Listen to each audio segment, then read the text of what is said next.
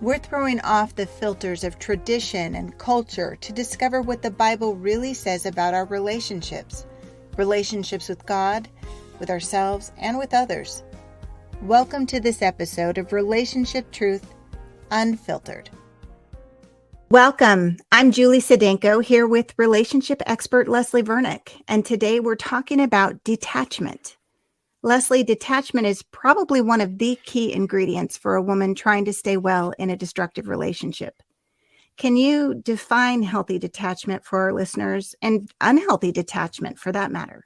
Healthy detachment doesn't mean you don't still care. Healthy detachment means that you care, but that you're not responsible for fixing them or fixing their life. It doesn't mean that you become mean or hard-hearted or revengeful. Healthy detachment means that you detach your need for someone to change or someone to care or someone to do something that you wish they would do in order for your well-being to be better, that you wished he would go for help, that you wished he would change his ways, that you wished he would care more, be honest, all the things that are totally legitimate to want, but you're letting go, you're detaching from your need to have him do those things in order for you to be okay. Now, let me just say this. It's not unreasonable for you to want him to do those things. But if you're at this stage in your marriage and you've asked and you've begged and you've pleaded and you've threatened and nothing has changed based on your history with that person, and you're not ready to end that relationship or end that marriage for other good reasons, not because you're going to restore the marriage or have a good marriage, but maybe you have little kids or you aren't financially ready or you are not capable of living on your own at this stage of the game, then you may have to detach from expecting him to change and learn to be okay with where you are. Paul says in Philippians, I've learned to be content. And that means I've detached from my need to have things go the way that I want them to go in order for me to be okay. Leslie, that sounds brutal. Almost like a death. There's grief involved in detaching, isn't there? You know, there is grief in letting go of what you thought your life was going to look like. You know, whether that's, I thought I was going to have 5 kids and I am infertile, or I thought I was going to have this kind of kid and I have a special needs kid, or I thought I was going to have this kind of marriage and I don't. Life is full of surprises, both good ones and bad ones, in which we have to learn to accept and let go of things that we thought were going to be the way they are and they're not. Jesus tells us that he tells us that we're going to have enemies, and he tells us that we might have to detach from someone and love your enemy. But so it doesn't mean you hate your enemy. They're your enemy because they've harmed you. You don't have a relationship with them, and you have to let go of your desire for them to be your friend or for you to have a trusting relationship with them. But you do have to let it go. And that is a sort of death. What does that look like? I mean, if they're not your friend, but you're living with them, you're sleeping in the same bed with them, what does that look like? And maybe you're not sleeping in the same bed with them, you know, so maybe those would be some boundaries that you would have to establish for your own safety. But it looks like not needing them to be a certain way in order for you to change. Here's a couple of examples. I accept that my husband's incapable or unwilling of being honest. Now, it's not that I love it or I like it, but I accept, knowing him, knowing our history, knowing what he's willing to do and what he's not willing to do, I'm going to quit trying to catch him and pressure him and threaten him to be honest. He's not going to be honest. I know he's not going to be honest. Therefore, what I need to do is make sure that I'm safe, that I'm not being sexually vulnerable if he's dishonest sexually, so that I don't get a sexually transmitted disease. What do I need to do to take care of me? Because I can't trust that he will take care of me because he's dishonest, and I accept that. And so I'm detaching from my need for him to be honest in order for me to be okay. I can be okay. I can set boundaries. I can do what I need to do for me, knowing that he is going to be typically dishonest in things. So it's really a level of accepting reality. Exactly. I accept that my husband is unwilling to care for me in the way that I want him to, the way I thought he would. And therefore, I need to learn to care for me. I need to learn to have better friends who can nourish me and have good conversations with, because I accept he's not willing to partner with me in those things. Or I accept that my husband's financially irresponsible. Maybe he's a good father. Maybe he's a good handyman around the house, but he can't manage money to save his life. And I accept that. And therefore, I have to be financially responsible. I have to learn how to make sure that we have enough money to pay our bills and that there's boundaries around his access to money if he's gambling with it or if he's using it irresponsibly.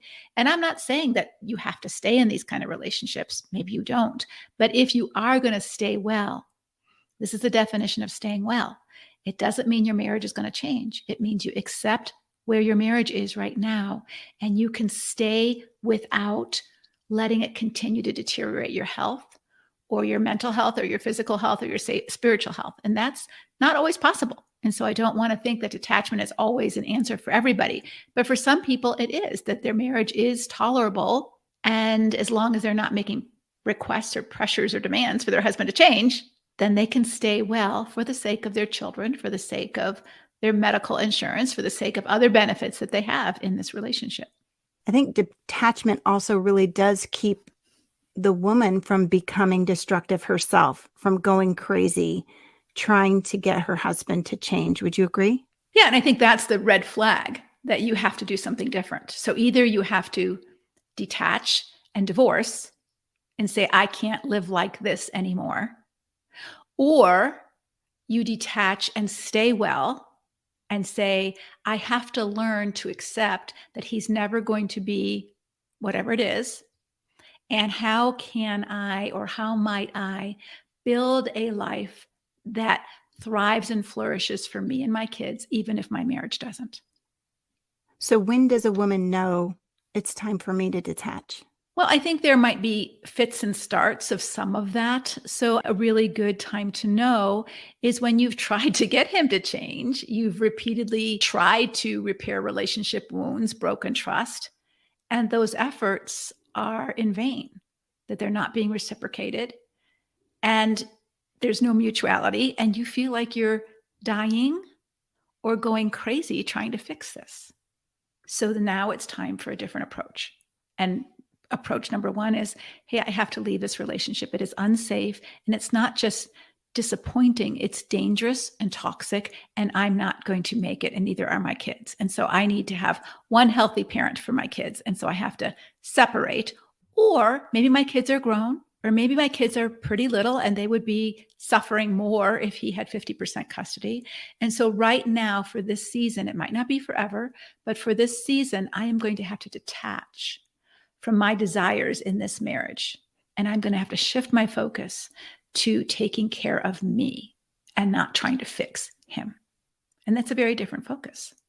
Okay, and I'm going to just be devil's advocate here because I can hear some Christians saying, well, that's not sacrificial love. That's not biblical.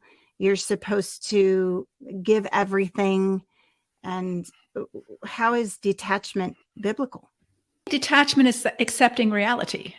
And Jesus calls us to live in the truth, to walk in the truth. And so if your marriage isn't meeting emotional, spiritual, sexual, financial needs for you, you have two choices. You can resent him and become destructive yourself, both internally as well as externally, or you can accept that after you've tried to get him to change. Jesus went through this. He tried to get Judas to change. He tried to get the Pharisees to change. So there's nothing wrong or sinful with trying to get your husband to wake up and change, just like there's nothing wrong or sinful with you trying to get your destructive parent to change or your destructive child to change who's an addict or whatever. There's nothing wrong with that. That's a good thing. But there comes a point in time where you have to accept that you don't get to decide for this person. They get to decide. And once you can accept that they get to decide and they've decided they don't want that, they don't want to become the person you want them to become, they don't want that for themselves, then you let go of that. Not like you don't wash your hands of them in a disgusted, I hate you kind of way, but you let go of that and you put your energies elsewhere.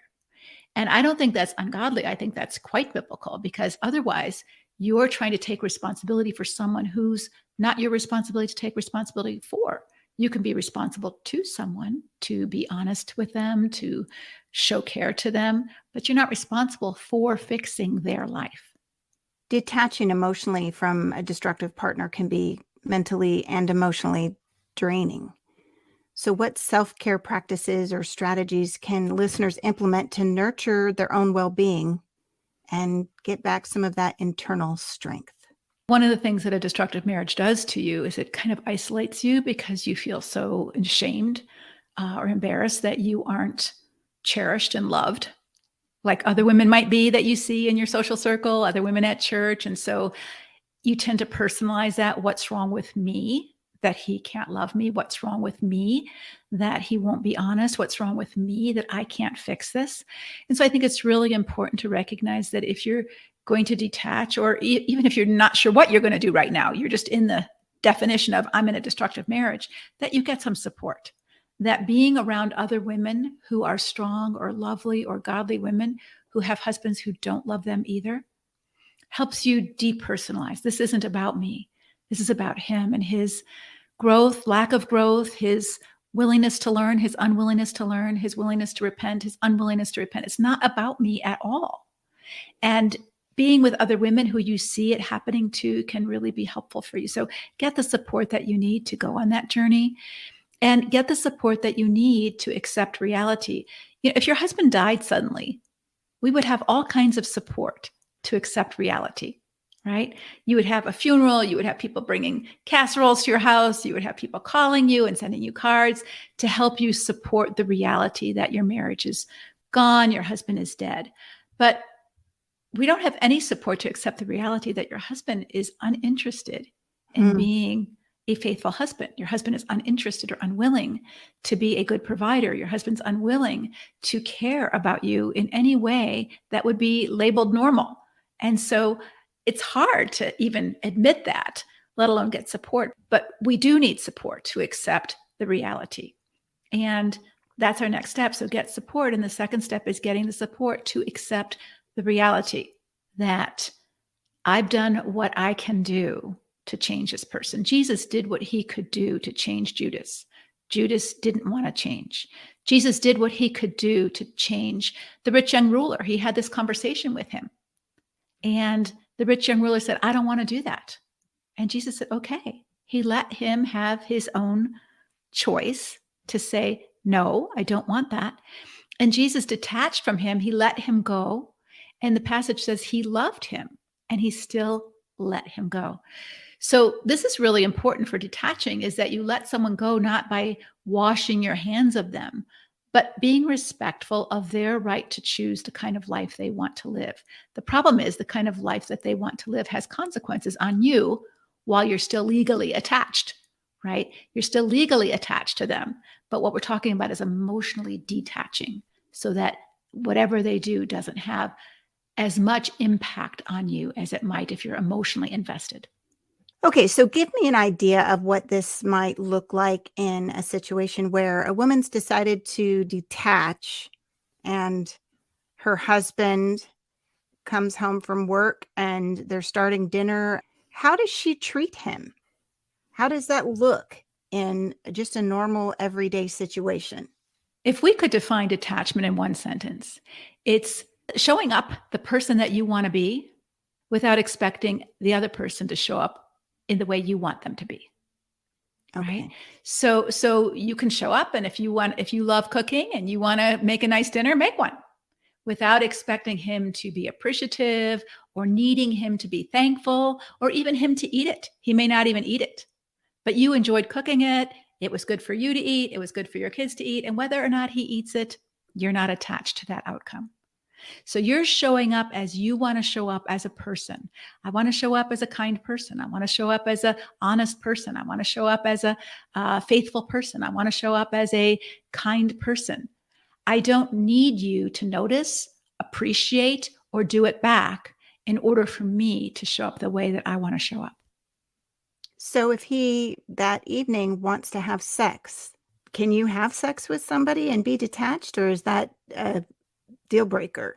Well, I don't know. That would be somewhat thing for the woman to decide. So perhaps, and this may sound crazy, but again, it depends on their history. If he's been harsh and ugly and abusive in his behaviors, probably not, because it feels like you're just being a body. But let's just say he's been busy with work. He's been indifferent to your feelings about he's too busy. He's been a little disrespectful of his role as a husband because he's so interested in being a winner at work, not necessarily interested in being a provider, but interested in being, top of his game. Maybe he's involved in sports. He's involved in his things that he's involved in, and he's really not very attentive to you and the kids.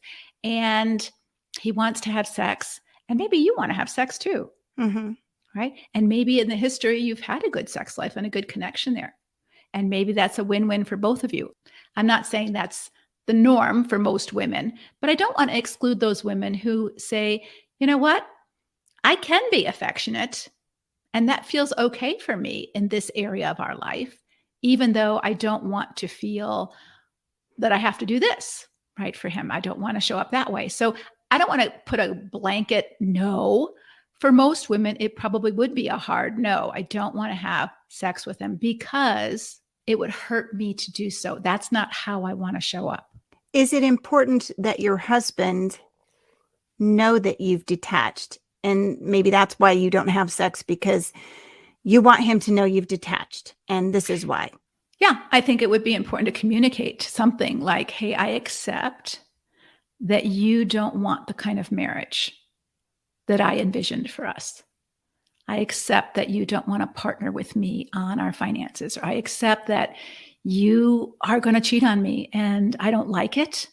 And I'm not sure I'm going to stay in this relationship long term. I'm not sure what I'm going to do.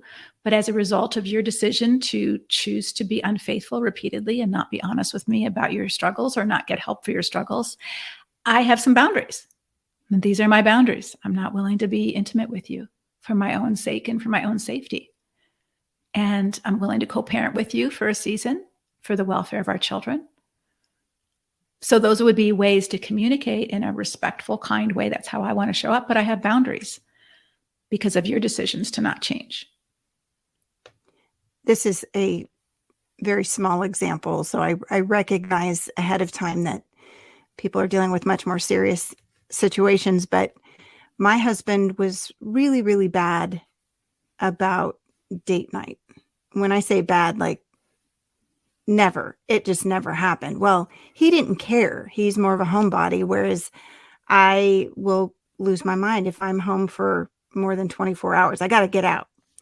And it got to the point where, we'd go to marriage counseling, and I literally became an assignment where, take your wife out this week. And he still didn't. I remember buying gift certificates and giving them to him and saying, just here, it's already paid for. Just take the initiative to set it up one night. And they would all expire. And I would get so mad. And I think he was partially pushing back, like, I'm not going to be told what to do. I don't know. But I finally just was like, fine. But I'm going out with my friend for my birthday and you get to watch the kids. I did. Mm-hmm. I literally flew to California and had a great weekend with my friend, and he was totally fine and not upset about watching the kids. And now occasionally, I think because I let go and I stopped trying to control him and change him, it doesn't happen often, but occasionally he will set up a date night, and I accept it. And I don't say, well, it's about time. It's just, okay, great. I take what I can get, I guess. But I also don't sit around and be mad that he's not doing something. I do it for myself. That's the essence of detaching. And whether you do it in one area of your marriage or you have to do it in the whole relationship, it's saying, what do I need to do to feed myself if he's not feeding me in a certain area that I wish he would feed me? Right? Instead of putting your entire well-being in the hands of another human being. And I think in a normal marriage and with healthy people, most of us do that anyway. All of us have weaknesses, whatever that might be. So, it doesn't necessarily mean it's a destructive marriage unless I'm ragging on him about his weaknesses or he's ragging on me about mine. But let's say you're married to someone who's not very emotionally deep. Right? Maybe he's a good provider. Maybe he's a good father. Maybe he's faithful. Maybe he's honest. He's handling money well. He puts money in the bank. He repairs the house. He mows the lawn, but he doesn't have deep conversations with you. Well, you might have to accept that he's not ready to learn how to do that yet, or he doesn't know how to do that yet, and it's not a big burning desire for him to learn to do that yet. And you have deep conversations with someone else. You detach from that need from him, and you find that need met elsewhere in appropriate ways, so that you don't develop strong, deep bonds with other men, but you Right. do have deep conversations with other women so that that need is met, instead of just sitting there angry and Right. resentful that he's not meeting all of your needs. Nobody can meet all of your needs. And so we're in the topic of more destructive relationships, but I would just say that if you're in a normal marriage, he still isn't going to meet all of your needs. And you aren't going to meet all of his needs. That's not how marriage was designed. Marriage Hmm. isn't someone who's going to be your everything, as Hollywood and Harlequin would kind of design it to be. That's not marriage. It's not realistic. And so part of our maturity is not trying to make someone into someone we think they should be, but accepting who they want to be, and then deciding whether or not you can stay in a committed bond to that person. And hopefully you decide that before you marry them, but sometimes people don't show you who they are, or they didn't even Yes. become who they are until after you've married them. So detachment could be complete and total detachment in every physical, emotional way, or it could be in certain areas. Mm-hmm. Mm-hmm. Yeah. So it could be in certain areas that I detach. I'm detaching my demand for him to provide date nights for me, to initiate date nights. Maybe if I initiate them, he'll go. Maybe he won't go. I could try that. But if you're always telling yourself, I need him to do something, I need him to initiate date nights in order for me to feel loved and valued, that's setting you and him up for a disappointing I think relationship. even a good, your definition of a good marriage looks like, and maybe it doesn't look the same to him, because in my mind, if you're happily married, you go on date night. And I had to finally accept that you can be happily married without regular date nights. Yeah, you can. If you can accept that happily married doesn't necessarily have external definitions, date nights. It does have some internal definitions. So the internal definitions of a happily married long term is the verse in Proverbs 31 where it says, he trusts her to do him good, not harm, all the days of his life. So in order to have a happy relationship, there needs to be trust and safety in that relationship. And if that's lacking a date night, it doesn't necessarily mean that there's not trust and safety. So good. Now, detachment can be challenging. So, what are some common roadblocks that people might encounter?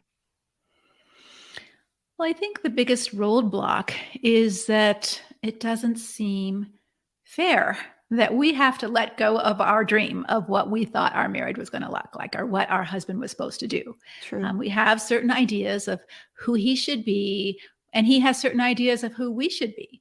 And we wouldn't want to be put in a box that we have to be Betty Crocker and Victoria's Secret and Graham Lotz all at the same time. Nobody can live up to those unrealistic expectations, and he can't either. And so I think sometimes we get stuck in, it's not fair. Why can't he change? Why can't he be what I need? A true marriage is loving the person who is, not who you think they should be, and letting someone be who they want to be. Even Jesus allowed Judas to show who he truly was, right? And he allowed the rich young ruler to be who he wanted to be, which was immature and greedy. He wasn't willing to sell all of his possessions and come and follow Jesus. Peter and John were. They left their fishing boats, they left all their livelihood, and they came and followed Jesus. But this young man wasn't willing to do that.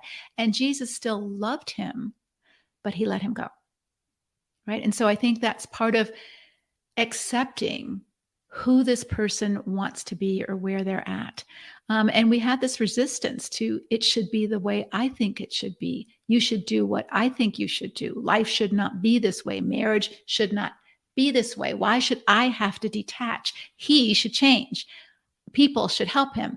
People should change him. I have to change him. And I think those are the things that we really get stuck in versus really having an honest conversation with your husband and saying, what did you envision a great marriage to look like?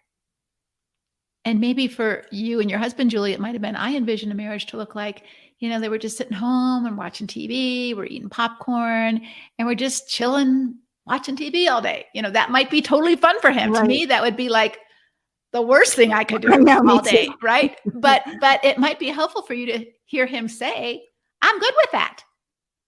I'm good with that. And so now, is it your job to make him want more, or is it your job to accept what he's good with or not accept it? Like, hey, I'm good with having multiple partners. I'm good with being ugly with you and angry with you and calling you names. And I think that's being a leader. I think that's being a man. And if you don't like it, tough luck. Well, maybe I don't like it and I'm not willing to take it. Right. And I think that's okay for women to decide too. I'm not willing to live with a man who lies and cheats and scares me and the kids.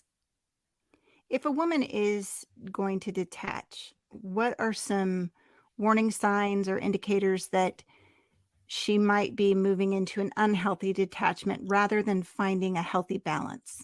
Anger, resentment, and depression are all internal warning bells that you're not accepting reality, that you're disappointed and angry that reality is different than you wanted. And you're either angry and you're spouting it out about that, or resentful and holding it in, or depressed and just feeling hopeless and helpless about that. And so a healthy detachment is that you're not resisting it and you're not resenting it. You're accepting that someone doesn't want your help, that they don't want to change right now, and they still ignore you. They still lie to you. They may still cheat on you, but you don't let them or that continue to control you, your well-being, or your life by repaying evil with more evil of your own, right? Or by being cold, unforgiving, and hard-hearted. Because that means you're not showing up the way you want to show up. And you become not only disappointed in them, but you become disappointed with your own self. And so detachment helps you to see, it's sort of like, maybe it's easier for us to see it with our children or even our parents. Like when we grow up, we have to detach from our parents living their life the way we thought they should. Maybe we thought they should do more in retirement, or we thought they should save more for retirement. We thought they should, whatever we thought they should do, we sort of detach from that. It doesn't mean we don't love our parents. It doesn't mean we don't visit them for Thanksgiving. It just means that we aren't in charge of how their life goes. They're in charge of that. Right? Now, I think in a marriage, the downside of living with someone detached is their consequences of their foolishness and their sinfulness can still impact you, right? Because you're legally married to someone, their financial decisions, for example, you may not try to manage that anymore or control that. But if they don't pay taxes and you're still filing a joint tax return, you're still liable for some of their debt, or you're still liable for some of the consequences. And so that's what makes it really tricky if you're trying to stay well. What are the long-term consequences and damages to you and the kids if nothing changes? So if he's still going to be sexually acting out and he still demands you be sexual with him and you don't have good boundaries in your detachment, then he might have a sexually transmitted disease, as do you. And how's that going to impact your children? And so I think those are where women have to really think through long and hard. If I stay for good reasons, at least temporarily good reasons, I'm going back to college, I need to get a job, I need to educate myself, or I don't have healthcare insurance, I have to figure out what I'm going to do in the meantime, or my kids are little. Those are some really good reasons that women choose to stay well, not that they're staying well, that they're hoping their marriage is going to be better, but they're staying well in that I know that marriage still provides some benefits that I need. Safety for my kids, or a secure house until I can earn a living to support a different living environment, those kind of things. And I have to figure out how to do this in a way that doesn't keep poking the bear of my husband. You have to change, you have to change, you have to change in order for me to be okay. I accept that you're not going to change, but how are we going to live peaceably together? So you may still have to go through some of that anger and all that. Am I right in the beginning of detachment, of just feeling those emotions? But if you're still spitting in his coffee a year later, you've moved into unhealthy detachment. Is that? I love that example. Yes. Yes. So that's exactly it. Just like if your husband died suddenly, or even if he didn't die suddenly, he died, after a long-term illness, you would have grief. And let's say it was a good marriage. All right. It was a good marriage and your husband dies suddenly. You're still going to have to accept reality and detach, right? You're going to have to detach from what you thought your life was going to look like. It's not going to look like that anymore. Of what you thought, maybe you find out that he didn't have the life insurance you thought he had. And so you feel a little angry and you're going to have to detach from your demand that he fix that. He's dead. He can't. He's gone. He won't fix it. But if you had a good marriage, you don't want to let go. You're angry that you have to let go. It's not fair. And so you get caught in all that anger in the beginning of normal grief. That's just the normal first step, is that you're first, you don't accept it, then you accept it, but you're angry that you have to go through that. It's not fair. Why me? Why this? Why now, God? And so all of that is really normal. But eventually, even in a good marriage and a good man, he dies suddenly or he dies of cancer. If you're going to move on with your life, you must eventually accept he's not here. He's not going to be able to support me anymore. He's not going to be my companion. He's not going to be my lover. He's gone. And as you accept that, you detach emotionally from them. That gives you more energy and space to reattach to something else, not another guy or all those kind of things, but to begin to develop your life again. Because while you're grieving, you're just on hold. You're all consumed with what you lost. And I can't go on, and I'll never be able to live without him if it was a good marriage. You might think those thoughts. But eventually you have to accept, I guess I have to learn to live without him. I guess I'll have to learn to be a widow and a single mom. And I don't like it, but what might be possible if I stop being angry that I have to learn this, and just learned it, right? And when we can't accept that, then we get stuck in complicated grief and we're not moving on. You can't reinvest in a new story about you and your life until you let go of the old story. And that's what detachment is, whether we do that through grieving and a loss through death, or we do that through grieving a dream that dies, or the person isn't the person we thought they were. How many of us have had a friend, and as you get to know them, you realize that they're not the person you thought they were, and you have to step back, or you don't want to be close friends or best friends. And it's sort of sad because you were thinking this person was going to be a bestie and they're not. And so there's this letting go of what you thought it was going to be. And in order to move on to creating something else, you must divest yourself of that energy, that psychological, emotional, spiritual energy that you're putting into this direction in order for you to go in this direction. And that's what detachment is, whether we do it through regular grief because someone's died, or we do that through grieving smaller things like the loss of the way we thought our marriage was going to work. And it's still, we're legally married, but we're not having the kind of marriage I thought we were going to have. But how do I accept that without resentment and anger? We're going to have that at first, but we want to work ourselves through that by detaching and moving toward a different direction. Final question: is detachment a forever thing, or is there an end to it? I think the work of detachment is a process. So let's change directions. Let's say that you have a child who's an addict, and you've spent all your time and energy trying to get them help. You've spent tons of money in treatment. You've followed them all over the city trying to find them when they're homeless. I mean, you've just invested, and they don't want to change. They're committed to their lifestyle. And as much as you love them and as much as you want them to be a healthy, stable person and be in a good relationship with you and be in a good relationship with someone else, they're not invested in doing that work. And you're way over invested in them changing. And you come to Jesus moment where you have to accept that they're a grown up now and they have to make their own life choices. And as painful as it is, you have to detach your well-being from their life decisions, right? That it doesn't mean you're not sad, and that you still don't grieve, but that you're not trying to fix or rescue or control their life anymore. And you detach from that. Does that not mean you don't invite them over for Thanksgiving? You do, but you probably have some boundaries, right? You can't come high, you can't come drunk, all those kind of things. So it doesn't mean that you don't love them or that you don't care about them or you don't pray for them. It just means that you have stopped spending your resources of time, energy, and money trying to get them to change. You accept that that's their work to do if that's what they want to do it. And you have whatever limited relationship you can have that's safe and constructive for you. You can love them, you can pray for them, but you're not investing in changing them anymore. You've accepted reality. And once you've accepted that, detaching and accepting that reality, you're reinvesting in all that time and energy and resources that you spent trying to change and fix them. Now you have it in your bank. What are you going to do with it?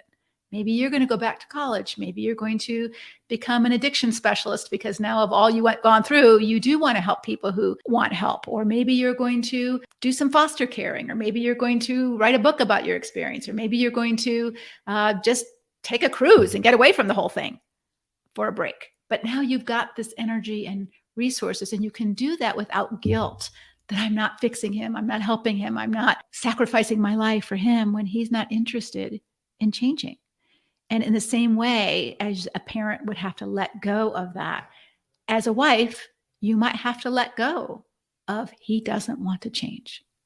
Now, what do I need to do for me?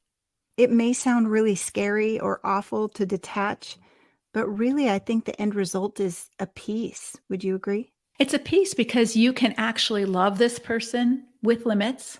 Like I love a son who's an addict who chooses homelessness or chooses to be living not in a way that we raised him, but I can love him with limits. I can't have him live with me. I'm not going to give him money.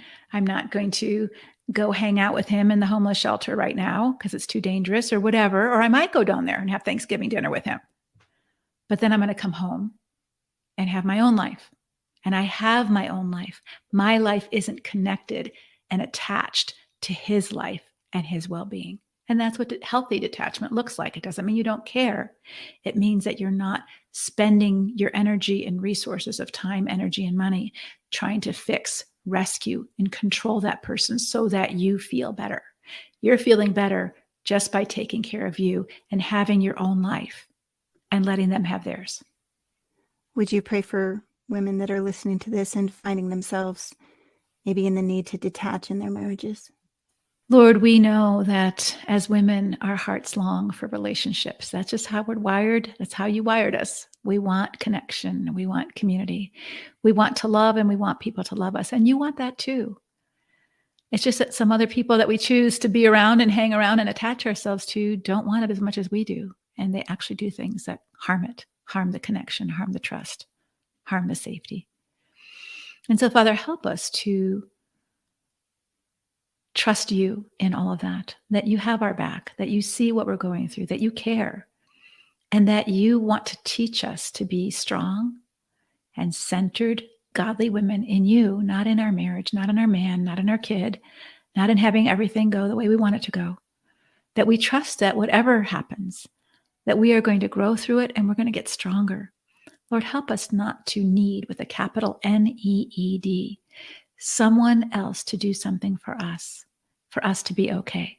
That we know that you give us everything we need. And maybe we need to learn to detach from some people because they are toxic and harmful to us. And we've invested way too many of our resources and our well-being in them being happy with us and loving us. They're not capable, Lord. Help us to accept that. In Jesus' name, amen. Amen. Thank you for listening to Relationship Truth Unfiltered. If you need clarity on whether your marriage is difficult, disappointing, or destructive, go to leslievernick.com/start for Leslie's free quick start guide. It's totally private and will help you get clear on your next step. Again, that's leslievernick.com/start. Until next time, may God bless your relationships with Him, with yourself, and with others.